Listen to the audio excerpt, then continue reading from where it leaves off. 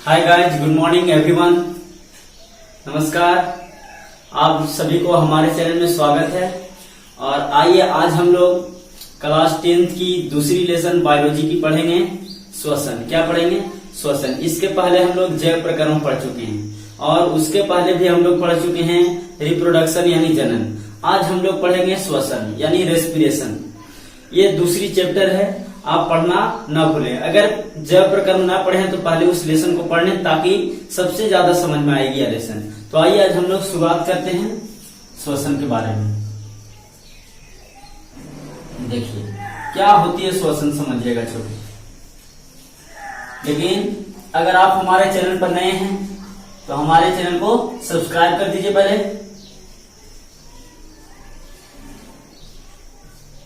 देखिए आज हम लोग को पढ़ने वाला श्वसन यानी रेस्पिरेशन। क्या पढ़नी है? श्वसन। देखिए श्वसन होती क्या है? बहुत से लोग श्वसन की परिभाषा गलत याद रखते हैं कि सांस लेने और छोड़ने की क्रिया को श्वसन कहते हैं।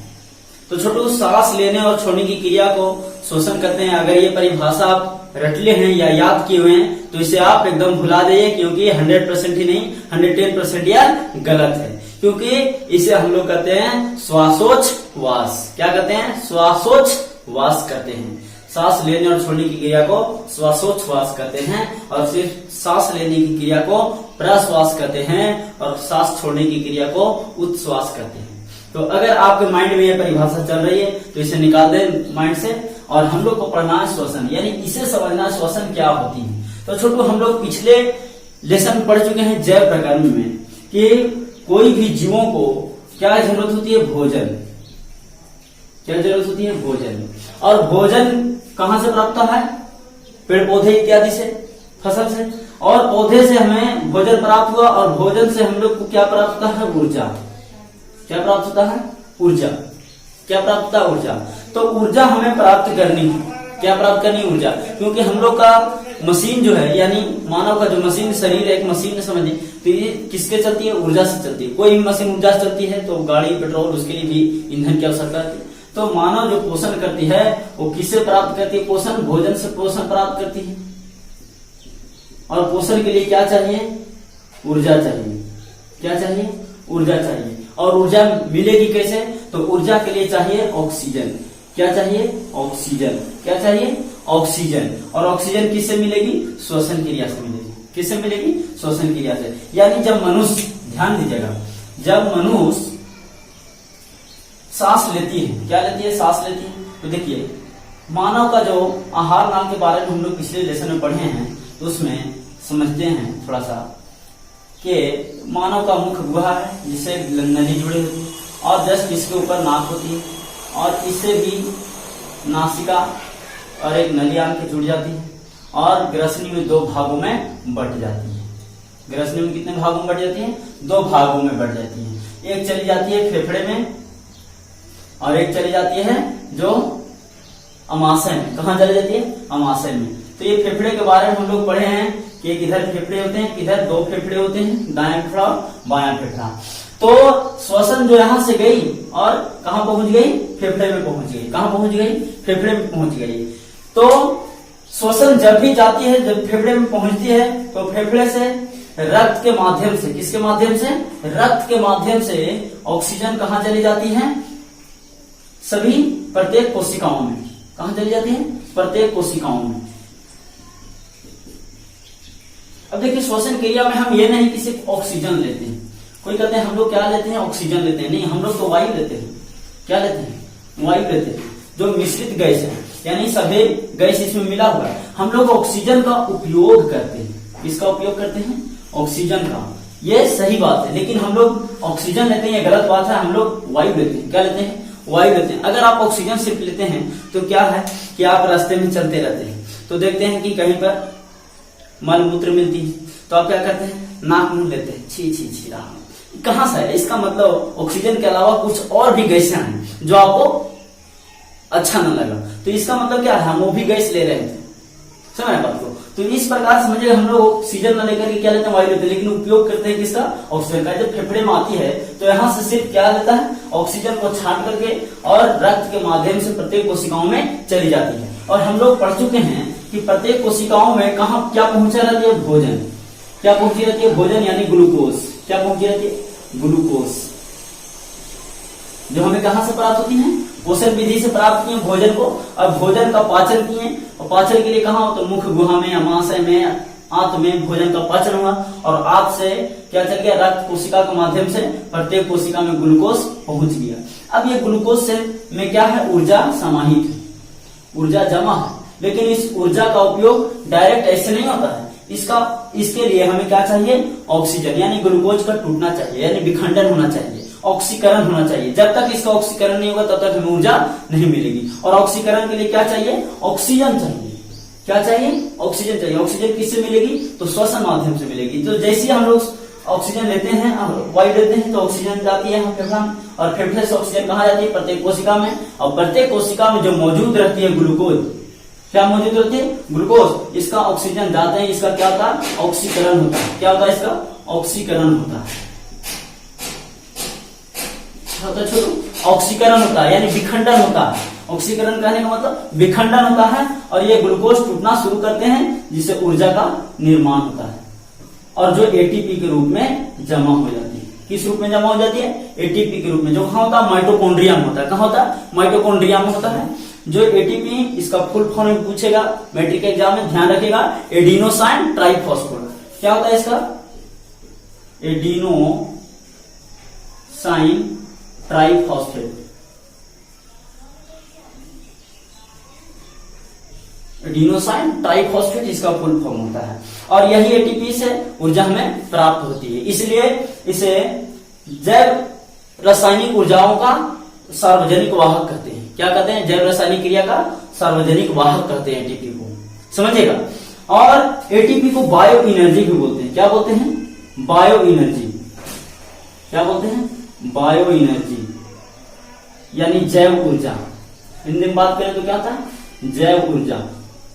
क्या मिलती है इसे, जैव ऊर्जा, क्योंकि एटीपी का निर्माण जीवित कोशिकाओं में होता है। कहाँ होता है, जीवित कोशिकाओं में होता है, इसलिए इसे जैव ऊर्जा भी कहते हैं। क्या कहते हैं, जैव ऊर्जा भी कहते हैं। क्लियर, याद रखिएगा, एक एक नंबर का क्वेश्चन ये सब कभी भी पूछ लेगा। और ये कहाँ होती है, माइटोकॉन्ड्रिया में होती है। माइटोकॉन्ड्रिया क्या कहते हैं, तो माइटोकॉन्ड्रिया को ऊर्जा गृह कहते हैं। क्या कहते हैं, ऊर्जा गृह, यानी पावर हाउस। क्या पढ़े हैं, पावर हाउस, या इसी को बिजली घर भी कहते हैं। क्या बोलते हैं, बिजली घर। और ग्लूकोज को क्या कहते हैं, तो ग्लूकोज को कहते हैं कोशिकीय ईंधन। क्या कहते हैं, कोशिकीय ईंधन। इसको क्या कहते हैं, कोशिकीय ईंधन कहते हैं। जैसे गाड़ी चलती है तो गाड़ी के लिए भी क्या जरूरत है, ईंधन जरूरत है। तो उसके लिए ईंधन क्या, पेट्रोल। हम लोग बराती आते हैं, खाना बनाते हैं, तो खाना बनाने के लिए क्या, कोयला का उपयोग करते हैं। तो कोयला क्या है, एक ईंधन है। तो हम लोग के शरीर में ऊर्जा कहां से मिलती है, ग्लूकोज से, क्योंकि जब तक ग्लूकोज का विखंडन नहीं होगा तब तक ऊर्जा का निर्माण नहीं होगा। तो हम लोग को चाहिए, ऊर्जा के लिए क्या चाहिए, ग्लूकोज चाहिए। तो हम लोग का ईंधन किससे मिल रहा है, ऊर्जा, ग्लूकोज से। तो हमारे शरीर के लिए यानी हमारे कोशिकाओं के लिए कौन सा ईंधन है, ग्लूकोज है। इसलिए ग्लूकोज को क्या कहते हैं, कोशिकीय ईंधन कहते हैं। बात को समझिएगा। तो इसका मतलब आप श्वसन का परिभाषा क्या हुआ, श्वसन का परिभाषा क्या हुआ। तो हम लोग देख रहे हैं कि बाहरी वातावरण से क्या ले रहे हैं, वायु ले रहे हैं। तो बाहरी वातावरण से लिया गया, जिसमें ऑक्सीजन हम लोग उपयोग करते हैं, बाहरी वातावरण से लिया गया ऑक्सीजन, यानी शॉर्ट में हम लोग ध्यान दीजिएगा, बाहरी वातावरण से लिया गया ऑक्सीजन, बाहरी वातावरण से लिया गया ऑक्सीजन हमारे प्रत्येक कोशिकाओं में पहुंचती है। प्रत्येक कहां पहुंचती है, कोशिकाओं में पहुंचती है। और प्रत्येक कोशिकाओं में मौजूद ग्लूकोज, क्या, ग्लूकोज, जैसे ही ऑक्सीजन मिलती है प्रत्येक कोशिकाओं में, तो ग्लूकोज का क्या होता है, विखंडन होता है, जिससे निर्माण होता है कार्बन डाइऑक्साइड, जल और ऊर्जा। क्या निर्माण होता है, कार्बन डाइऑक्साइड, जल और ऊर्जा, यानी जल और ऊर्जा का उपयोग करते हैं, बाकी कार्बन डाइऑक्साइड को पुनः शरीर से बाहर निकाल दिया जाता है। इस संपूर्ण क्रिया को हम लोग श्वसन कहते हैं। यानी श्वसन का डेफिनेशन क्या हो गया, इसका परिभाषा क्या हो गया, समझिएगा। तो श्वसन का परिभाषा हुआ छोटू कि बाहरी वातावरण से लिया गया ऑक्सीजन प्रत्येक कोशिकाओं में पहुंचती है। बाहरी वातावरण से लिया गया ऑक्सीजन प्रत्येक कोशिकाओं में पहुंचती है, जिसका उपयोग कर ग्लूकोज का विखंडन होता है। जिसका उपयोग कर ग्लूकोज का विखंडन होता है एंजाइमों की स्थिति में। किसकी उपस्थिति में? एंजाइमों की उपस्थिति में, जिससे कार्बन डाइऑक्साइड, जल और ऊर्जा का निर्माण होता है और पुनः कार्बन डाइऑक्साइड को शरीर से बाहर निकाल दिया जाता है। इस संपूर्ण क्रिया को श्वसन कहते हैं। अगर आपको दिक्कत हो रही है तो वीडियो को पॉज कर धीरे धीरे स्टार्ट करें, लिखना शुरू करें। कॉपी कलम लेकर के बैठे, बिना कॉपी कलम के नहीं हो सकती है पढ़ाई। तो श्वसन क्या हो गया? बाहरी वातावरण से लिया गया ऑक्सीजन जब प्रत्येक कोशिकाओं में पहुंचती है तो प्रत्येक कोशिका में मौजूद ग्लूकोज का एंजाइमों की उपस्थिति में, किसकी उपस्थिति में? तो एंजाइमों की उपस्थिति में, एंजाइमों की उपस्थिति में, एंजाइमों की उपस्थिति में ग्लूकोज का विखंडन होता है, जिससे ऊर्जा का निर्माण होता है और कार्बन डाइऑक्साइड शरीर से बाहर निकल देता है। इस संपूर्ण क्रिया को श्वसन करते हैं। क्या कहते हैं? श्वसन करते हैं। यानी इसका सूत्र हो गया, छोटू क्या हो गया? इसका सूत्र हो गया, तो ग्लूकोज का सूत्र होता है C6H12O6। इस सूत्र को याद रखिएगा। और क्या मिलती है? ऑक्सीजन मिलती है। किसकी उपस्थिति में? फिर एंजाइमों की उपस्थिति में। तो इसका क्या होता है? विखंडन होता है। क्या क्या विखंडन होता है? CO2, H2O और ऊर्जा का निर्माण होता है। यानी बैलेंस कर दीजिए। तो यह समीकरण डेफिनेशन लिख करके यह समीकरण लिख लीजिएगा। उसके बाद यह श्वसन का परिभाषा हो गया। चलिए हम लोग आगे पढ़ते हैं, तब तक नोट कीजिएगा इसमें पॉइंट क्या क्या आया। एटीपी का फुल फॉर्म पूछ देगा। ग्लूकोज को क्या कहते हैं? तो कोशिकीय ईंधन कहते हैं। क्या कहते हैं? कोशिकीय ईंधन। क्या बोलते हैं? कोशिकीय ईंधन। उसके बाद में हम लोग क्या पढ़े कि एटीपी को क्या कहते हैं? तो जैव ऊर्जा कहते हैं। क्या कहते हैं? जैव ऊर्जा कहते हैं या सार्वजनिक वाहक। क्या बोलते हैं? सार्वजनिक वाहक। रासायनिक ऊर्जा का सार्वजनिक वाहक किसे कहते हैं? तो एटीपी को कहते हैं। तो कुछ पॉइंट हो गई जो लिख लीजिए, नोट कर लीजिए। टेक ए टाइम प्लीज, या स्क्रीनशॉट कर लीजिए, डेफिनेशन लिख लीजिए और उसका समीकरण लिखिए। आगे हम लोग पढ़ते हैं।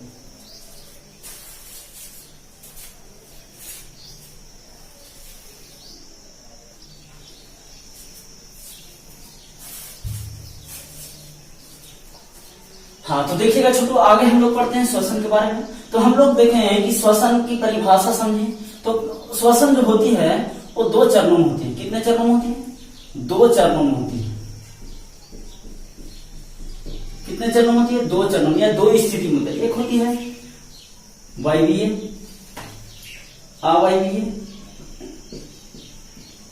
और एक होता है वायवीय। यानी वायवीय, अवायवीय किसे हम कहते हैं? तो ऑक्सीजन की अनुपस्थिति में, ऑक्सीजन की अनुपस्थिति में होने वाले श्वसन को अवायवीय श्वसन कहते हैं। क्या कहते हैं? जब मतलब ऑक्सीजन नहीं मिलेगी, अनुपस्थिति मतलब नहीं मिलेगी, तो उस प्रकार के श्वसन को क्या कहेंगे? अवायवीय श्वसन कहेंगे। और जब ऑक्सीजन की उपस्थिति में होगी, ऑक्सीजन की उपस्थिति में होगी, तो इसे हम क्या सा श्वसन कहेंगे? वायवीय श्वसन। कौन सा श्वसन? वायवीय श्वसन। तो श्वसन कितनी स्थिति में? 2 स्थिति में, अवायवीय श्वसन और वायवीय श्वसन। अवायवीय श्वसन किसे कहेंगे? तो ऑक्सीजन की अनुपस्थिति में होने वाले श्वसन को अवायवीय श्वसन कहते हैं और ऑक्सीजन की उपस्थिति में होने वाले श्वसन को वायवीय श्वसन कहते हैं। ठीक है, अब आगे हम लोग समझते हैं ग्लूकोज का विखंडन यानी श्वसन जो 2 चरण होती है किस प्रकार संपन्न होती है। नोट कर लीजिएगा इसके लिए।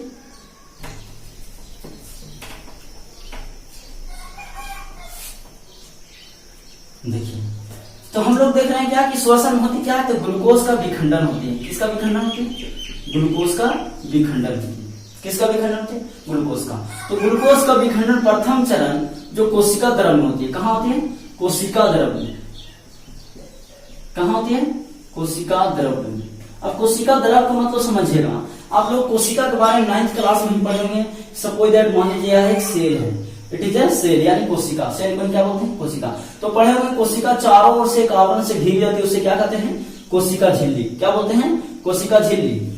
इसको इंग्लिश में क्या बोलते हैं? Plasma membrane. क्या बोलते हैं? Plasma membrane.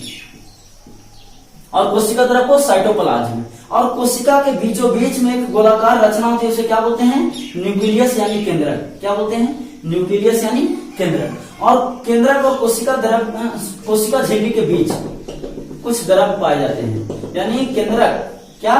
केंद्रक और कोशिका झिल्ली के बीच पाए जाने वाले द्रव को कोशिका द्रव कहते हैं। क्या कहते हैं? कोशिका द्रव कहते हैं। तो ग्लूकोज का विखंडन सर्वप्रथम कहाँ होता है? कोशिका द्रव में होता है। कहाँ होता है? कोशिका द्रव में होता है। कोशिका द्रव मतलब समझ रहे हैं? कोशिका में ही होता है कोशिका द्रव। और कोशिका द्रव में अनेक रचनाएं होती है जो आप लोग 9th क्लास में पढ़े हैं, जो राइबोसोम, लाइसोसोम, माइटोकॉन्ड्रिया, गोल्गी कायम इत्यादि।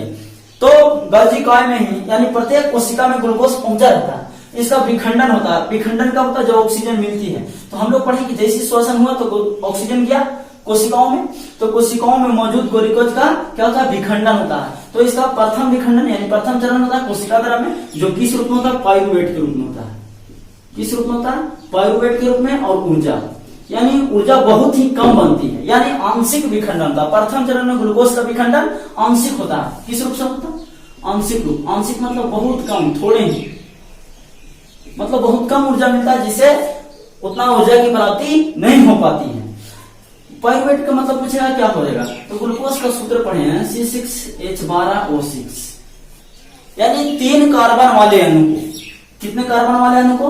यानी ग्लूकोज का आंशिक विखंडन होता है, जिसके फलस्वरूप 3 कार्बन वाले एक अणु यानी पदार्थ बनते हैं। उस पदार्थ को क्या कहते हैं? पाइरुवेट कहते हैं। क्या कहते हैं? पाइरुवेट। 3 कार्बन वाले अणु को, 3 कार्बन वाले अणु को क्या कहते हैं? पाइरुवेट कहते हैं। क्लियर? अब इस पाइरुवेट का आगे विखंडन होता है 3 स्थिति में। कितने स्थिति में? 3 स्थिति में। प्रथम स्थिति में ऑक्सीजन की अनुपस्थिति में। किसके रूप में? ऑक्सीजन की अनुपस्थिति में, जो किस में होता है? ईस्ट में होता है। किस में होता है? ईस्ट में होता है। जो किस रूप में होता है? इथेनॉल, इथेनॉल और कार्बन डाइऑक्साइड के रूप में। यानी ग्लूकोज का प्रथम विखंडन कोशिका द्रव में होता है, जो पाइरुवेट के रूप में। किस रूप में? पाइरुवेट के रूप में। पाइरुवेट का विखंडन आगे 3 स्थितियों में होता है। पहला ऑक्सीजन की अनुपस्थिति, जो ईस्ट में होती है, जिसमें निर्माण होता है इथेनॉल और कार्बन डाइऑक्साइड। इथेनॉल और कार्बन डाइऑक्साइड दूसरा चरण, यानी दूसरा स्थिति। दूसरी स्थिति में होता है ऑक्सीजन की अभाव में। ऑक्सीजन की अभाव में, जो कहां होता है? पेशी कोशिका में। किस में होता है? पेशी कोशिका में। पेशी कोशिका में। अब देखिए, कोशिकाओं इस सब के बारे में पढ़ चुके हैं 9th क्लास में। अगर आप नहीं पढ़े तो पहले उस वीडियो को पढ़ें, पहले पढ़ें तब ज्यादा समझ में आएगा। अब बार बार हम लोग चर्चा करेंगे तो पीछे चले जाएंगे। और इसमें निर्माण होता है लैक्टिक अम्ल। किसका निर्माण होता है? लैक्टिक अम्ल का।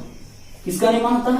लैक्टिक अम्ल। यानी ऑक्सीजन की अभाव मतलब और अनुपस्थिति का मतलब समझिएगा। अनुपस्थिति का मतलब नहीं और अभाव के मतलब कमी। जैसे आप लोग को घर में आलू रहती है, 2-4 गो आलू है, तो क्या है?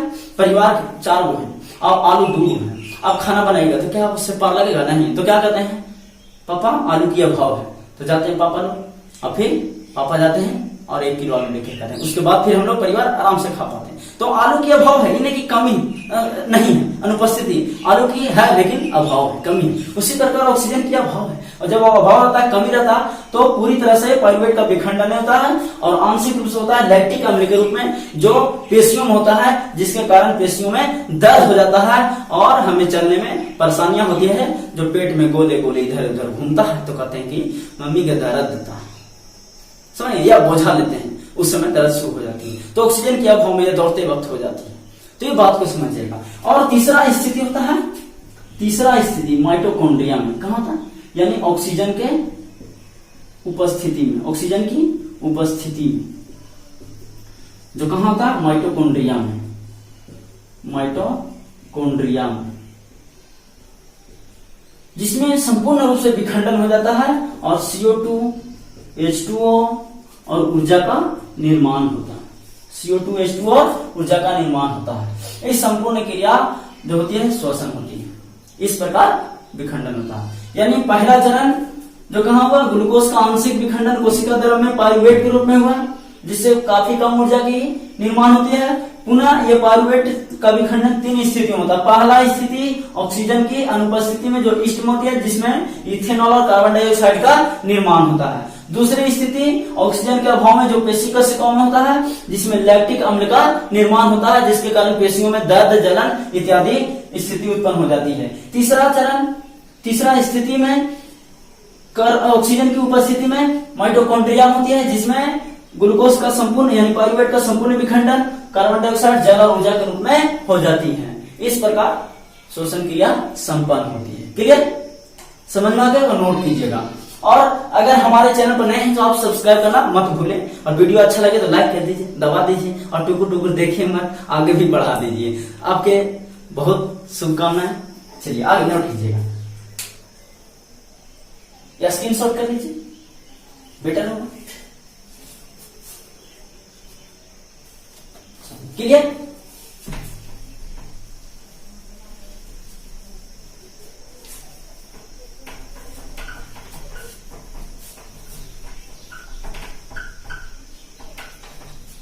देखिएगा छोटू, आगे समझिएगा। अब हम लोग को पढ़ना है श्वसन, जो कहां पढ़ना? पौधों में श्वसन। कहां पढ़ना छोटू? पौधों में श्वसन। पौधों में श्वसन। श्वसन तो हम लोग पढ़ेंगे श्वसन क्या है, लेकिन आप पढ़ेंगे पौधों में श्वसन, इसके बाद हम लोग पढ़ेंगे जंतुओं में श्वसन। तो पौधों में श्वसन कैसे होती है समझिएगा। सपोज दैट यह एक पौधा है। क्या है? यह एक पौधा है, और इसके अंदर देखते हैं मोटी मोटी जड़ें होती है, फिर इसमें मूल रोम होती है। तो इस प्रकार समझेगा, बाद बीच में मिट्टी कण, धूल कण। तो अब इसको हमको समझना, पौधों में श्वसन किसके माध्यम से होता है। पौधों में श्वसन जो होती है, इसकी सतह पर विसरण क्रिया द्वारा होती है। किस द्वारा? विसरण क्रिया द्वारा। कौन सी क्रिया द्वारा? विसरण, जिसको डिफ्यूजन बोलते हैं। क्या बोलते हैं? डिफ्यूजन करते हैं। विसरण क्रिया द्वारा संपन्न। कौन सा क्रिया द्वारा? विसरण क्रिया द्वारा। अब किस किस अंग से होता है? तो इसमें पत्तियों के माध्यम से होता है, और पत्तियों में जानते होंगे स्टोमाटा, यानी जिसको हम लोग रंध्र बोलते हैं। क्या बोलते हैं? रंध्र बोलते हैं। क्या बोलते हैं? रंध्र। पूछेगा रंध्र क्या? तो पत्तियों में छोटे छोटे छिद्र पाए जाते हैं, जिसे स्टोमाटा या रंध्र कहते हैं। इसी को क्या बोलते हैं? स्टोमाटा। तो रंध्रों द्वारा होती है, वात रंध्रों द्वारा होती है। किसके द्वारा? रंध्रों द्वारा। वात रंध्र। वात रंध्रों मतलब समझते हैं?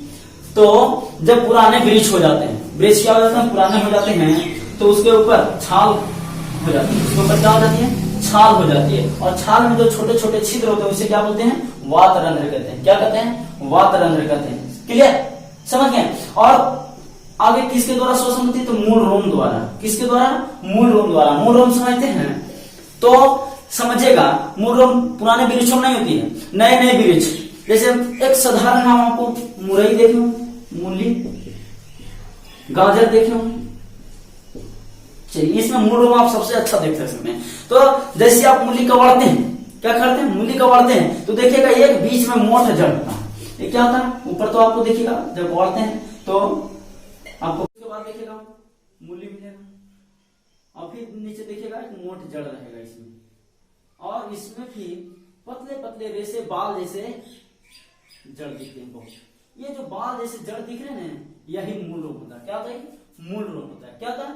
मूल रोम होता है। तो इसके द्वारा भी श्वसन होता है, यानी अब कहिएगा इसके द्वारा श्वसन कहां होता है? तो ये मिट्टी में रहता है, और मिट्टी में हम लोग जानते हैं कि और भी वायु भी है, खनिज लवण भी है, पानी भी, सब चीज है। तो इसके माध्यम में, और हम लोग जानते हैं कि जल में क्या होती है? ऑक्सीजन होती है। तो इसके माध्यम से या विसरण क्रिया द्वारा अवशोषित कर देती है। इस प्रकार पौधों में श्वसन पत्तियों द्वारा, रंध्रों द्वारा, वात रंध्रों द्वारा, मूल रोम द्वारा होता है। यानी इसमें एक अंग नहीं होती है, एक निश्चित अंग नहीं होती है, लेकिन मनुष्य में क्या होता है? निश्चित अंग होती है, जो हम लोग आगे पढ़ेंगे। इस वीडियो में हम लोग यहीं तक पढ़ेंगे, और आगे समझिएगा। अब कहेगा डिफरेंस क्या है पौधों में श्वसन और जंतुओं में श्वसन में भिन्न क्या है, अलग अलग क्या, यानी क्या भिन्नता है। तो इसमें भिन्नता यही है कि पौधों में श्वसन पत्तियों द्वारा, रंध्रों द्वारा, वात रंध्रों द्वारा और मूल रोम द्वारा होते हैं, यानी कई अंगों के द्वारा विसरण क्रिया द्वारा होती है, परंतु मानव में ऐसा नहीं होती। क्लियर? और पौधों में श्वसन धीमे धीमे होती है। क्या होती है? धीमे धीमे, यानी धीरे गति से होती है, और मानव में तेज गति से होती है। क्लियर? ते हम लोग डिफरेंस समझते हैं। तो इस प्रकार हम लोग देखें पौधों में श्वसन। अगले वीडियो में हम लोग पढ़ेंगे जंतुओं में श्वसन। अब हम लोग थोड़ी सी पॉइंट छोड़ दिए, हम लोग पढ़े श्वसन में वायवीय श्वसन और अवायवीय श्वसन। क्या पढ़े? वायवीय श्वसन और अवायवीय श्वसन। अब इसमें बात पूछेगा वायवीय श्वसन और अवायवीय श्वसन में अंतर। क्या पूछेगा? वायवीय श्वसन और अवायवीय श्वसन में अंतर। तो इसमें अंतर क्या होता है छोटे समझिएगा, बहुत ही सिंपल है। तो हम लोग देखे थे क्या कि वायवीय श्वसन में ऊर्जा की यानी अधिक ऊर्जा बनती है, वायवीय श्वसन में ऊर्जा अधिक बनती है और अवायवीय श्वसन में ऊर्जा बहुत ही कम मिलती है, कम मिलती है जो पाइरुवेट में टूटा। दूसरा समझेंगे, वायवीय श्वसन 2 चरणों में संपन्न होती है। कितने चरणों में? 2 चरणों में। पहला चरण कोशिका द्रव में और दूसरा चरण माइटोकॉन्ड्रिया में। अवायवीय श्वसन 1 चरणों में संपन्न होती है, जो कहां संपन्न होती है? कोशिका द्रव में से। कहां होती है? कोशिका द्रव में। अगला डिफरेंस क्या होता है? तो वायवीय श्वसन, कौन श्वसन? वायवीय श्वसन ऑक्सीजन की उपस्थिति में होती है। किसमें होती है? ऑक्सीजन की उपस्थिति में। और अवायवीय श्वसन कहां होती है? ऑक्सीजन की अनुपस्थिति में। कब होती है? ऑक्सीजन की अनुपस्थिति में। क्लियर?